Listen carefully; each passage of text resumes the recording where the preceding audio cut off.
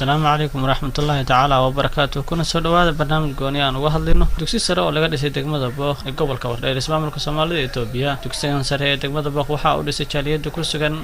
مريكان كجارهان قبل كمينيسوتا سكول كان أيها أحمد بلعدي سعاد وسرّيسو إسقانا كقابن سلي طبعاً قل يحافظه waxaa ku baxay kharash gaariya 400 oo kun oo dollarka Mareykanka ah furitaanka dugsiga ayaa waxaa ka soo qayb galay dhammaan bulshada ku dhaqan degmada Booq iyo madaxda dawladda deegaanka Soomaalida Itoobiya iyadoo uu xariga ka jiray wasiirka xigeenka wasaaradda waxbarashada dawladda deegaanka Soomaalida mudane Abubakar Maxamed Khaliif iyagoo oo sidoo kale keenay macallimiinta iskuulkaasi dhigi lahayd oo ah kuwa heer jaamacadeed waxaa si aad u soo dhaweeyay shacabka degmada Booq sheegayna in ay uga mahadcelinayaan walaalahooda u dhisay dugsigan sare madaxweynaha dawladda deegaanka Soomaalida mudane Cabdi Maxamed Cumar ayaa uga mahadceliyay jaaliyadda Booq ee ku sugan dalka Mareykanka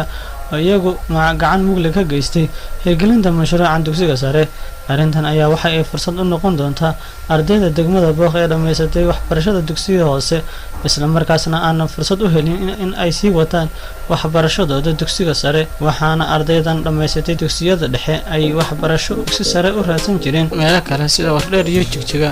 halkaas ayuu noogu egyahay barnaamijka aan uga hadlanay horumarka la gaarsiiyay degmada Booq laguna dhisay dugsiyada sare iyo dugsiyada hoose barnaamijkan waxaa inoo soo diyaariyay iskuulkiisa dabiriday anigoo ah Cabdiqani Maxamed Xaashi oo ku sugan Nairobi Kenya waxaa laga qayb qaatay saaxiibkay qaaliga ah Maxamed Cali Kuluc ee isla sugan isla magaalada Nairobi wassalaamu calaykum waraxmatullaah